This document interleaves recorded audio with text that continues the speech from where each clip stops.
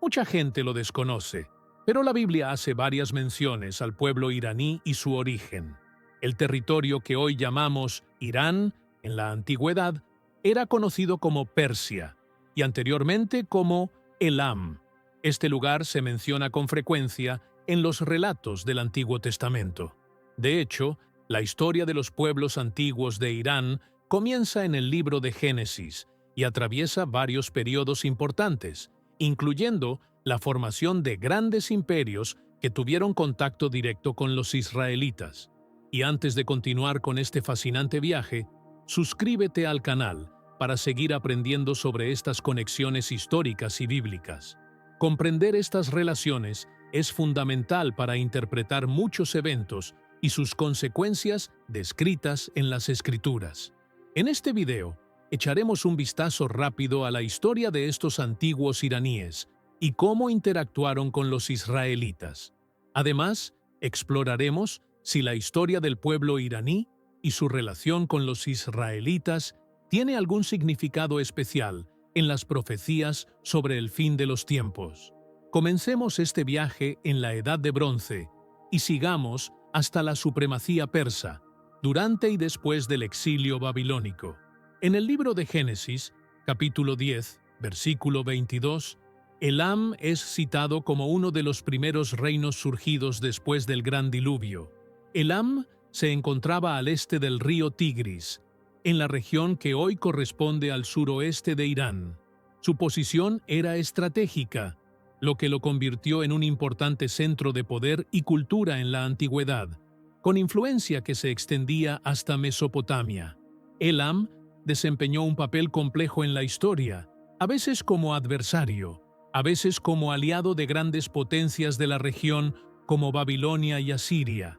Aunque las relaciones directas entre Elam y las tribus de Israel no están detalladamente descritas en los textos antiguos, sabemos que los elamitas coexistieron con los patriarcas y jueces de Israel, apareciendo frecuentemente como enemigos en relatos de batallas. Además, los elamitas formaron parte de los imperios que ejercieron gran influencia sobre Israel, como veremos más adelante.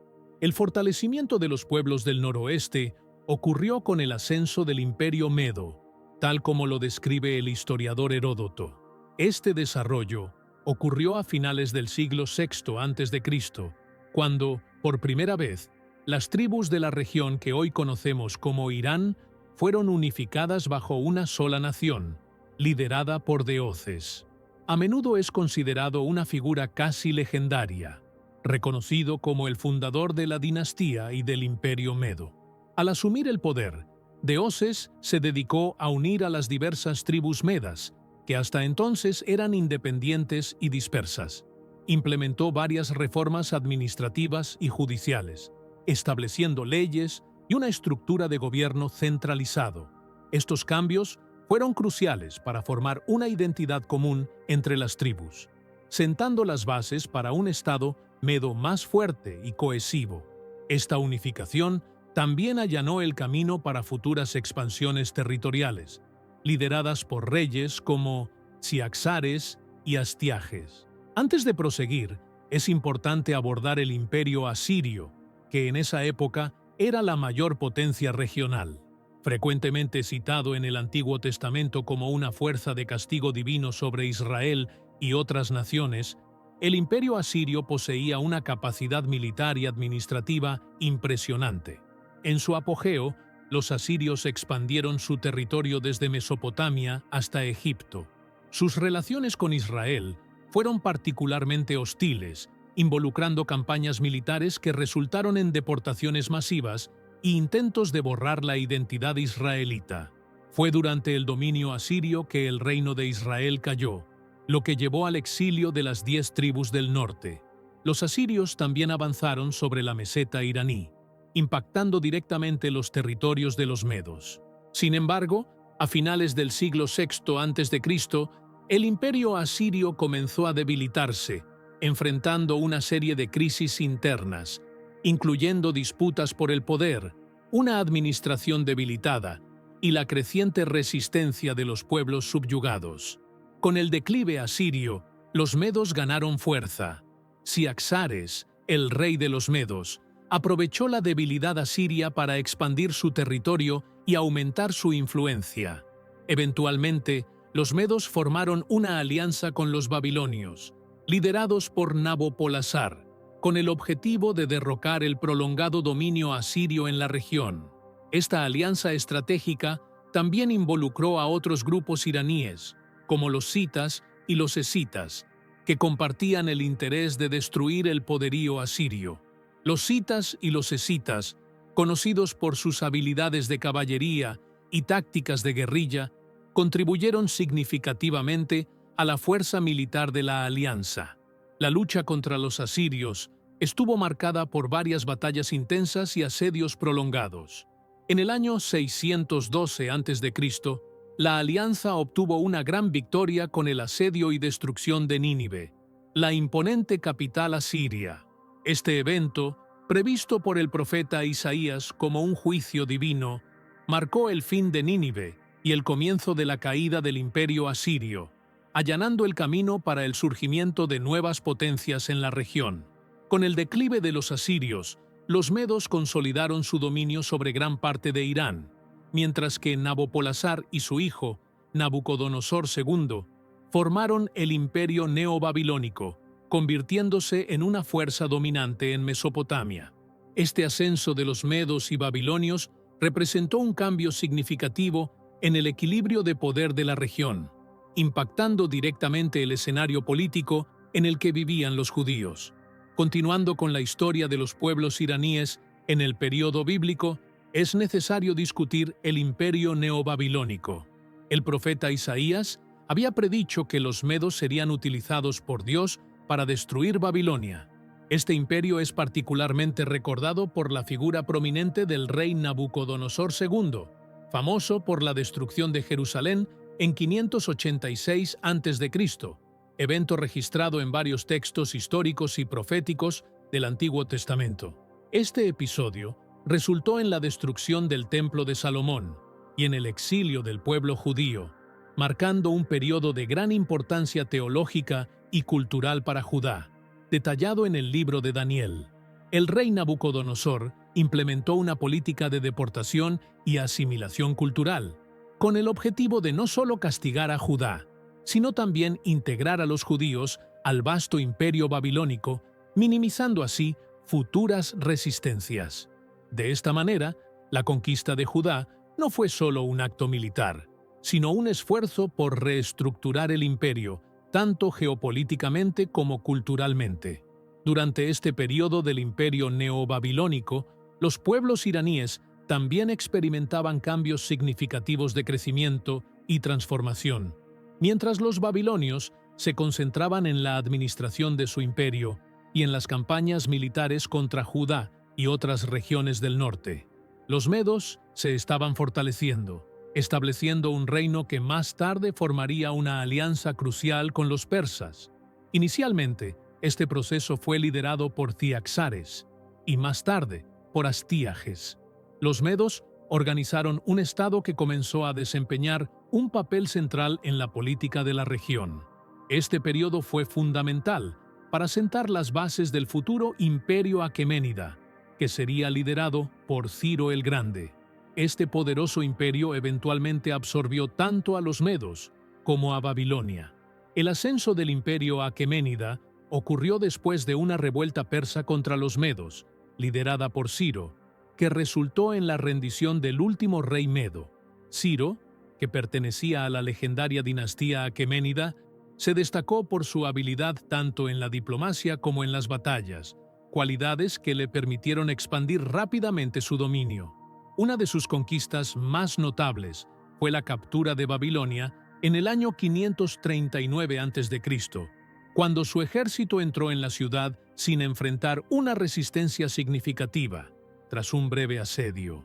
La forma pacífica en que Ciro tomó Babilonia no fue solo una estrategia militar brillante, sino también una jugada política astuta.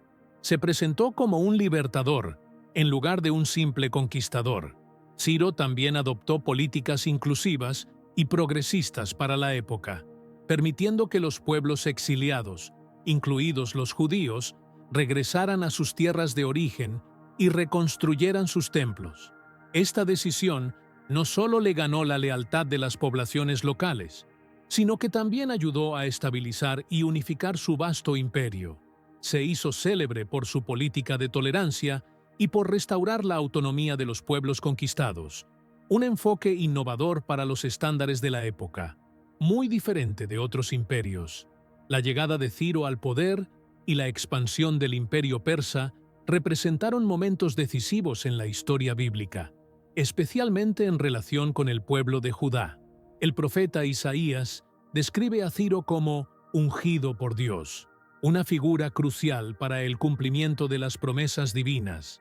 En el año 538 a.C., Ciro emitió un decreto permitiendo que los judíos exiliados regresaran a Jerusalén y reconstruyeran el templo, un evento documentado en el libro de Esdras. Curiosamente, esta descripción de Ciro como ungido del Señor amplía la idea del mesianismo, que tradicionalmente se refería solo a líderes israelitas, para incluir a un rey extranjero. Este hecho demuestra que el plan de Dios para la salvación trasciende fronteras y abarca a todas las naciones y sus líderes. Y aún tenemos mucho más por explorar sobre esta fascinante historia. Quédate hasta el final, porque revelaremos detalles sorprendentes que no querrás perderte.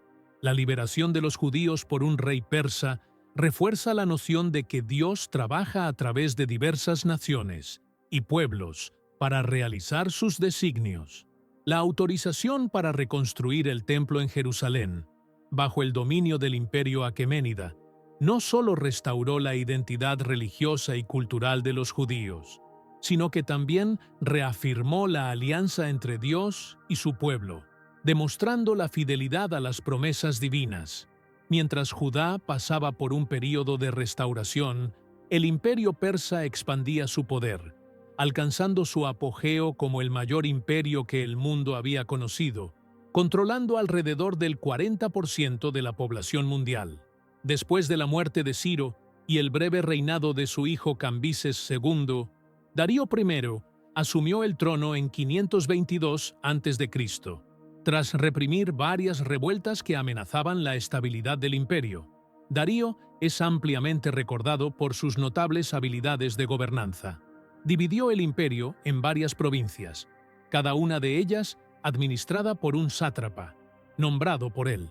Esta organización del gobierno aumentó la eficiencia administrativa y mejoró el control sobre los vastos territorios del imperio. Darío también estandarizó el sistema de impuestos e invirtió en grandes obras de infraestructura, como la construcción de carreteras y, en particular, la carretera real, que facilitaba la comunicación y el comercio por todo el imperio. Además, bajo el reinado de Darío I, el imperio aqueménida expandió aún más sus fronteras, incorporando regiones de la India, Tracia y el valle del río Indo. Fue durante este periodo cuando los profetas Ageo y Zacarías proclamaron sus profecías, y el segundo templo fue reconstruido en Jerusalén, bajo el liderazgo de Zorobabel. Tras la muerte de Darío, su hijo Jerjes I asumió el trono.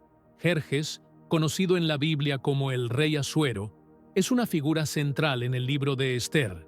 Este libro proporciona una visión de la corte persa y describe un periodo en el que los judíos estuvieron amenazados de exterminio debido a una conspiración liderada por Amán, un alto oficial de Asuero. En este contexto, Esther, una joven judía exiliada, también conocida por su nombre persa, Hadasá, inesperadamente se convirtió en reina de Persia y desempeñó un papel vital en la salvación de su pueblo. Con gran coraje y sabiduría, Esther expuso la conspiración de Amán al rey, lo que resultó en la ejecución de Amán y en la promoción de su primo Mardoqueo a una posición destacada en la corte del imperio aqueménida. La historia de Esther no solo ejemplifica la integración de los judíos en la sociedad persa, sino que también revela la providencia divina, mostrando que Dios coloca a personas en posiciones estratégicas para cumplir sus planes. Posteriormente, cuando Artajerjes I, hijo de Jerjes, subió al trono, hubo un progreso significativo en la historia de los judíos, marcado por la actuación de Esdras y Nehemías. Esdras, un sacerdote y escriba, lideró al segundo grupo de judíos que regresaron a Jerusalén con el apoyo de Artajerjes I. Fue encargado de revitalizar la ley mosaica y reorganizar la comunidad judía, que había perdido contacto con sus tradiciones religiosas durante el exilio. El libro de Esdras describe cómo ayudó a restaurar la vida religiosa y cultural de Jerusalén, enfatizando la importancia de la Torá como base de la identidad y las prácticas judías. Por otro lado, Nehemías, quien servía como copero de confianza del rey Artajerjes, desempeñó un papel fundamental en el fortalecimiento de la comunidad judía. Nehemías fue nombrado gobernador de Judá y es especialmente recordado por liderar el proyecto de reconstrucción de los muros de Jerusalén. Este proyecto no solo restauró la seguridad de la ciudad, sino que también representó la recuperación de su dignidad. En ese momento, el apoyo de Artajerjes a los proyectos de Esdras y Nehemías ilustra cómo el gobierno persa administraba sus regiones conquistadas, permitiendo una cierta autonomía local, mientras mantenía el control centralizado. No obstante, el imperio persa acabó perdiendo terreno debido a las conquistas de Alejandro Magno, quien en 331 a.C. derrocó el imperio y estableció su propio dominio, que se extendía por vastas regiones. Tras la muerte de Alejandro, su vasto imperio fue dividido entre sus generales, lo que llevó a la formación de tres grandes reinos helenísticos: el reino ptolemaico, en Egipto, el reino seleucida, en Asia Menor, y el reino antígono, en Macedonia y Grecia. La región que hoy conocemos como Irán pasó a ser controlada por el imperio seleucida, que gobernaba una extensa área que abarcaba gran parte del cercano Oriente. La administración seleucida intentó implementar la helenización, un proceso que incluía la construcción de ciudades al estilo griego y la promoción de las prácticas culturales y religiosas helénicas. Sin embargo, esta política encontró una fuerte resistencia de las poblaciones locales, que deseaban preservar sus propias tradiciones culturales y religiosas. Este conflicto de intereses resultaba en desafíos constantes para los seleucidas, tanto internamente como en sus relaciones con otros reinos, como el ptolemaico y el antígono, además de provocar revueltas como la de los macabeos en Judá.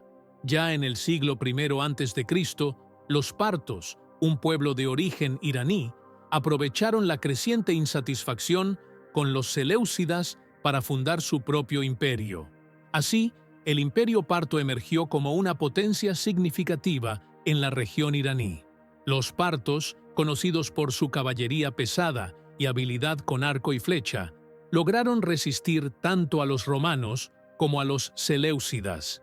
Preservaron muchas de sus tradiciones y adoptaron el zoroastrismo como la religión oficial, lo que reforzó la identidad y cultura iraní tras el periodo de helenización.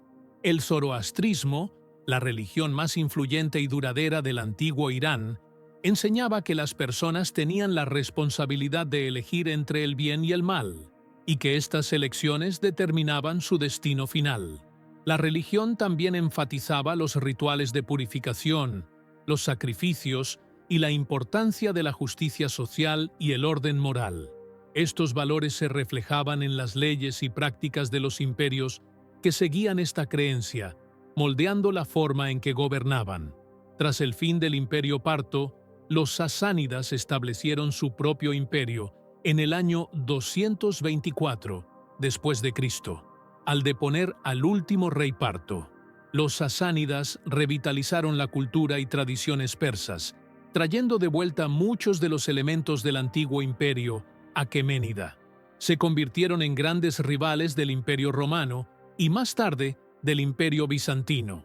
El imperio sasánida se destacó por su eficiente administración, infraestructura avanzada, como carreteras y ciudades, y por la promoción del zoroastrismo como un elemento unificador de identidad en todo el imperio. No obstante, A principios del siglo VII después de Cristo, los árabes invadieron Irán, aprovechando el debilitamiento del imperio sasánida, lo que resultó en el establecimiento del dominio islámico en la región. La transición al islamismo no fue inmediata, ocurrió a lo largo de varias generaciones. Inicialmente, el zoroastrismo todavía era tolerado, pero con el tiempo fue perdiendo espacio a medida que muchos iraníes se convertían al islamismo, atraídos por los beneficios sociales y económicos que ofrecía el nuevo orden. Eventualmente, el islamismo se convirtió en la religión dominante, influyendo profundamente en la identidad cultural y religiosa del Irán moderno. Por lo tanto, es evidente que las historias de Irán e Israel tienen muchos puntos de contacto a lo largo del tiempo. Pero, ¿qué puede ocurrir entre estas dos naciones en el futuro, según la Biblia?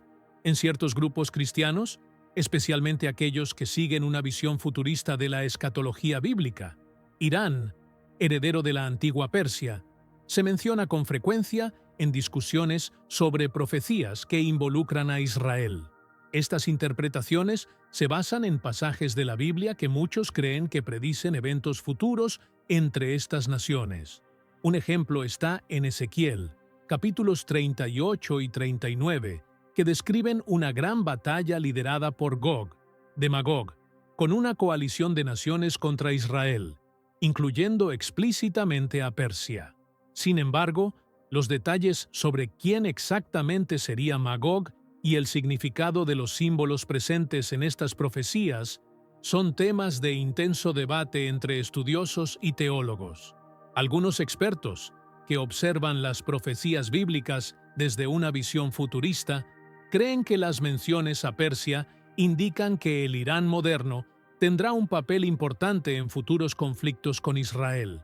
Esta perspectiva está influenciada por el escenario político actual, en el que las tensiones entre Israel e Irán son frecuentemente noticia, con Irán siendo visto como uno de los principales opositores de Israel en el Medio Oriente.